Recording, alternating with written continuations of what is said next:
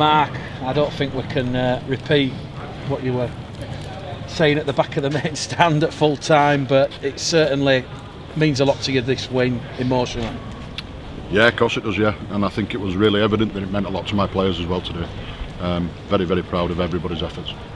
What's the most pleasing aspect of this performance, Mark? The fact that you've got a lot of part-time players who've been at work today and then they've doubled up. You've kept York scoreless in the second half. You've defended well. Question marks about the side's fitness answered emphatically, in my opinion. All them things, and then you add that we've got some of our own that's come through our academy that we're immensely proud of, playing pivotal roles against senior international halfbacks. Absolutely everything. I think we showed what a Bradford Bulls team should look like to me tonight. It's been a long time coming. There's been some criticism. Some of it has been fair. But yeah, on nights like tonight, it makes it all worthwhile. And certainly for the fans that have travelled here, Mark, the players going over towards them at the end, it was very reminiscent of Challenge Cup and Grand Finals and World Club Challenges of old. It feels like the club has got a pulse and a heartbeat this evening. Anybody that travelled and was stood in that stand or sat in that stand, I'd just like to say thank you, because there was absolutely outstanding. When I think York had about 5 sets on the trot, and we held them up twice over the line, and visibly you could see that the lungs were bursting, that the legs were burning, and the guys were out on the feet, and they found a way due to 1,000 people behind that stand absolutely roaring them on at every moment. So that's as much for them as it is for anyone else. How pleased are you with the character of the side after that performance this evening, Mark?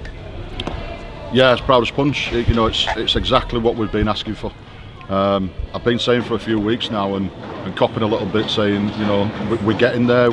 I'm seeing what I want to see in small parts, and last week we saw it in 35 minutes blocks. Well, I'll tell you what, we saw it for 80 minutes tonight. That's been coming. What we can't do now is fall in love with ourselves and think that this season's everything it should have been, because we've come away with a terrific win here. Somebody's got to tell me we're mathematically impossible to get in the playoffs before I believe it. And until that time happens, then we'll keep working as hard as we can to get in there. Well, that win tonight keeps the season alive, Mark, but what's the most pleasing aspect of that performance this evening? I could name you 20, Mick. I could name you 20 things. Seeing Eben Skir take the field again, I thought they were outstanding. Miles Lawford, and what him and Sam Alice did as halfbacks. I'm sure there were a few people looked at the team sheet and gone, what on earth are they doing? But again, we've seen that at Tong. We've seen that in Tong. Sam's a real calm and influence there, and Miles has just gone about his business in a really, really mature way. So I don't like to single anybody out, because I thought from 1 to 17 they were outstanding. Adam Murphy 65 minutes in the middle without blinking, and holding people up over the try line. Just really, really proud of everyone's efforts. The fact that you've almost had to put the jigsaw together with missing pieces and players out of position, Mark, does that make this evening all that more sweeter? Yeah, it probably does. And the fact that they found a way, the lads have found a genuine desire and a way. And as I say, it's not me that's taking any credit for today. It's the 17 blokes that put the Bradford Bulls shirts on and represented that badge on our left side of our chest with distinction. I know you don't want to single out players, but Miles Lawford, only his second game, Mark, 18 years of age. He was controlling that game out there, game management, beyond such a young age. Yeah, he was, and just said over there with the Premier Sports guys as well. There's him, there's George Flanagan Jr., there's a number of others. There's Marcus Green, his 18th man tonight, and they're all products of our academy. And we're very, very proud of all our academy graduates, and the guys that work so hard within our academy to make that happen as well. And hopefully we can start building a club around these people, and having the desire and the genuine belief that they've shown tonight in abundance. You heard the supporters' reaction after the try from Miles Lawford. He's one of our own. You've just mentioned Marcus Green was 18th man. How close was Marcus, Mark? And like you say, Lewis Camden, Harry Gray, you've also got George Flanagan Jr. That conveyor belt, it just keeps producing these young homegrown Bradford Bulls players. Yeah, it does, Mick, it does, but I've got to be really honest, it's not an accident.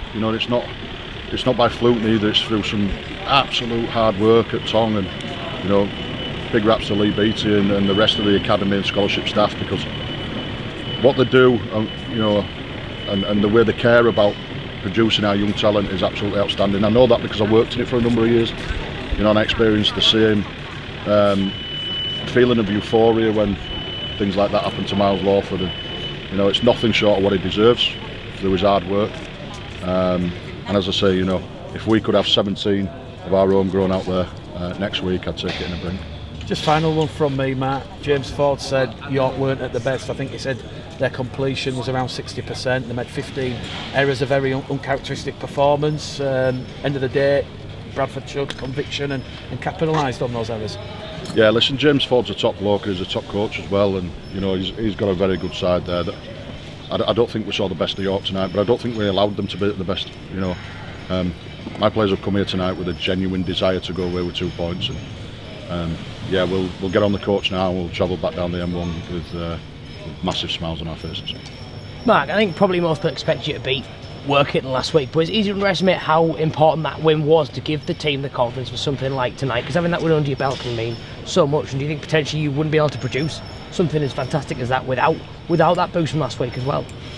Don't know about expecting to beat anybody. I think this league's shown that you can't expect anything. You know, but in terms of the boost that you'd have got from winning, yeah, I get where you're going with the question, and I think you're right. You know, but we don't expect to beat anybody. We've got to work as hard as we can every week, and you know, the challenge for these boys is going to be to replicate that next week against Whitehaven. But yeah, I think I said a couple of weeks ago, if we could bottle confidence and sell it, I'd be a very, very rich man. And you know, when we've been through the slump, and again, you know, I likened it to being in a jar, and people on the outside of that glass jar are pointing fingers and throwing stuff back in the jar. Well, you know, we took the lid off last week, and I think you've seen a lot of people jumping out of the jar and fighting back today. You mentioned a bit about Miles, but obviously defensively as well, not just the way he played at half back, the way that they could have looked to target him. He's a young, slight teenage lad, but he really held his own in that regard as well, and it just shows that, like, someone like him stepped up to men's rugby, he's not overawed by big blokes targeting him and running at him and trying to go through him almost. Unfazed completely all night.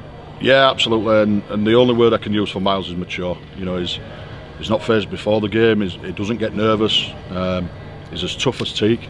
You know, you look at him and you think, Jesus, should he be on this field with these big people? And I think the one time Paulie run over the top of him, or tried to, and it was just like a speed bump once. He just, you know, he puts his body in the way, and he doesn't whinge about it at all. So yeah, he's, you know, somebody that we're very, very proud of, and is one of a number tonight. Flipping to the older lads, obviously, I thought, given that he had to sort of take on the kicking duties, and given how he was there when sort of the last line defence a lot of the time, how impressed were you with Elliot Kieran, the way he sort of like held the team together tonight? So that penalty, which he probably should have scored, he was pretty much flawless all night.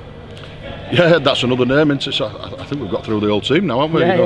Yeah, you know, we could make a cause for everyone in this side. I thought Matty Dawson-Jones and Rhys Evans on the right edge defended really well, and you know, again, you know, the middles, I thought Steve Crossley was good. I thought George Flanagan and Thomas Doyle was good, and you know, and then yeah, I could name them all. Chester Butler, AJ Wallace.